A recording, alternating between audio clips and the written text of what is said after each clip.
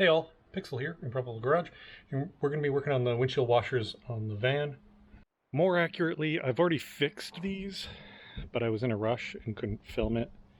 So this is just going to be me talking you through it based on what I learned when I did fix them. Despite the earlier grill, my van is a 95, so the washer switch is here. I'm not sure where it is on earlier vans, that's your problem. But this has sprayers, spraying me, built into the wiper arms. So if we go over here, this little piece right here is the sprayer, and then there's a small hose that comes down around and hooks to a piece on the rotating assembly. I'm just gonna, so if yours are not working or not working properly, I'm gonna take you from the top to the bottom.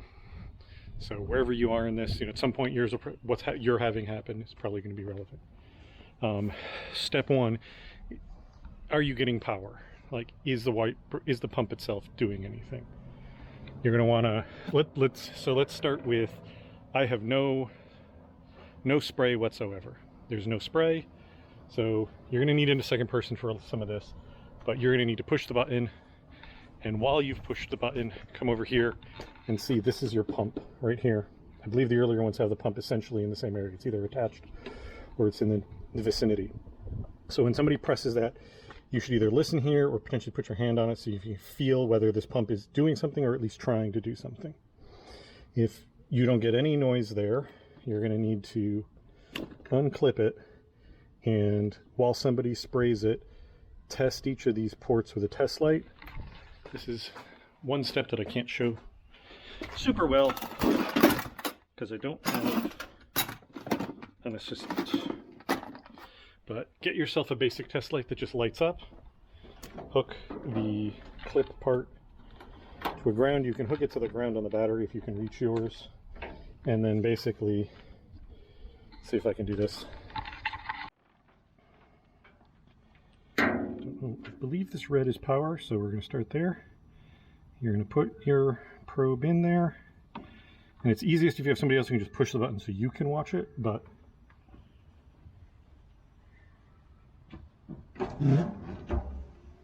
light up, that means that I'm getting power to this connector.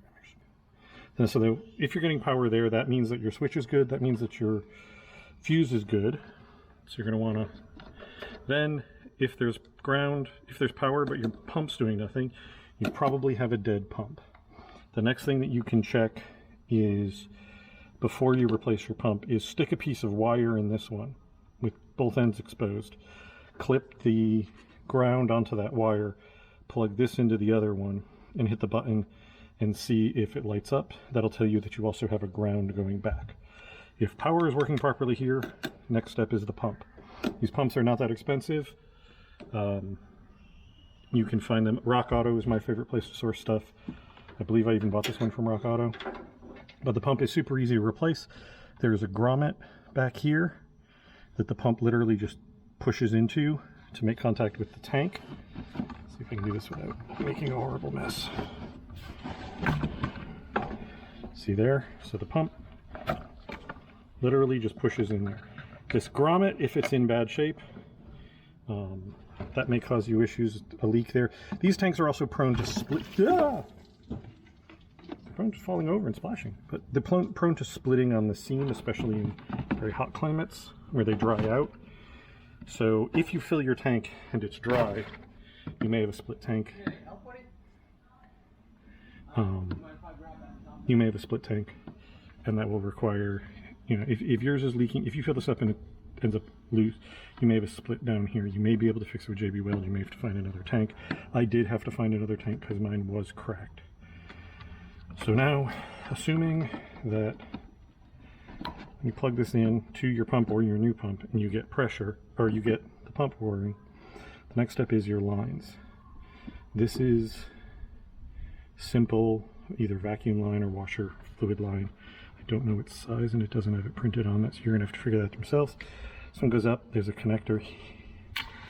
There's a connector here, and then it goes through a grommet and into the cowl. The next thing, and I doubt I'll be able to show you because it's almost impossible to reach, but that line comes up into the cowl and there's a plastic T that then sends one line this way and one line's this way.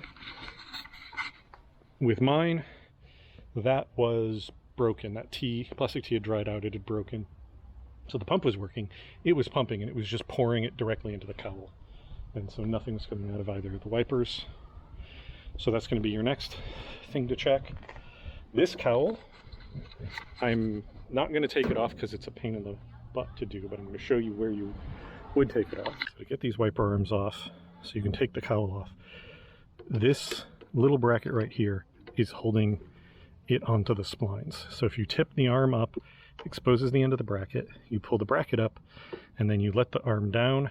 That arm now keeps the bracket in the out position, and then walk the arm off. It might be a little difficult, especially if this hasn't been taken off in 30 years.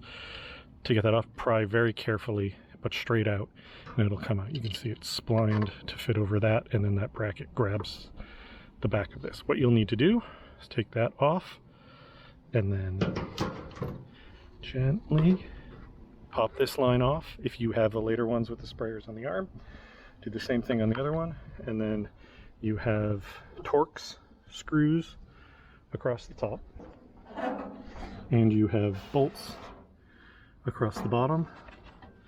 And once you've taken all the bolts at the bottom off and all the Torx screws at the top off and both wiper arms off, this feeds out this way. You will need to have the hood up to do it. It's often easier if somebody else holds the hood, so you can lift it up or lower it down.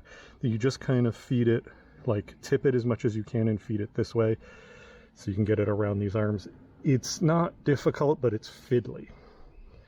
And then, like I said, in here, again, I'm not going to take it off because of how fiddly it is. That T connector is in there.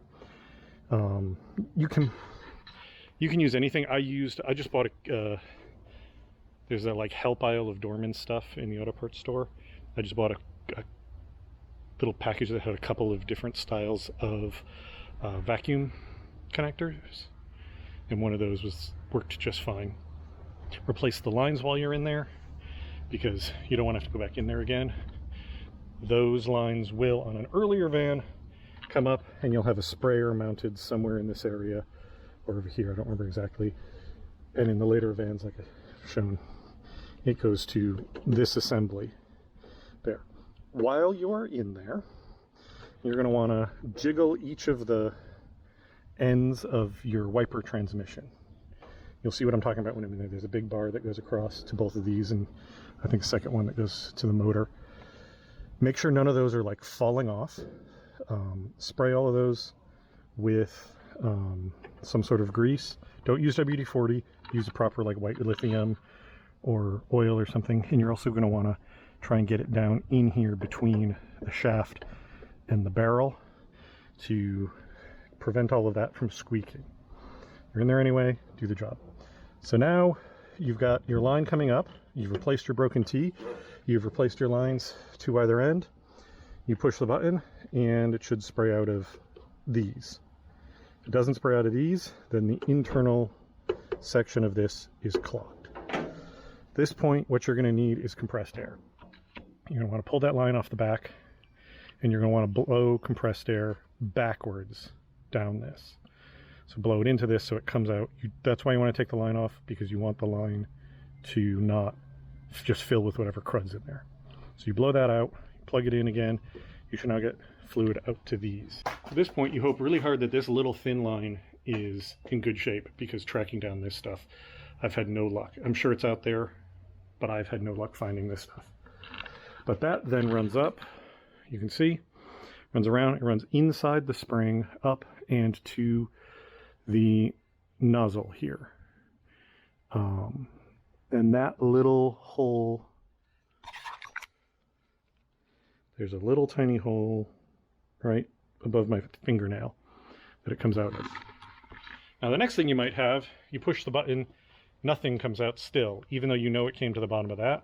Or you get a really sad, pathetic, like, kind of spurt, even though you were getting good flow elsewhere. At that point, we're back to the compressed air. Pull this rubber line off, get the compressed air gun to the top of that, and blow that out.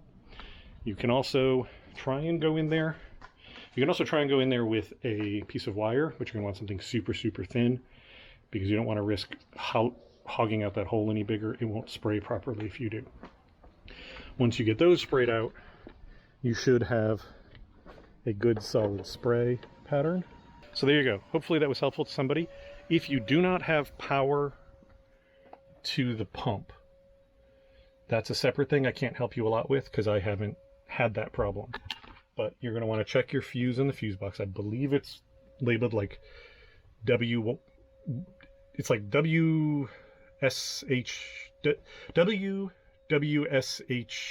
PP or something like some shortened version of what windshield washer pump or washer pump.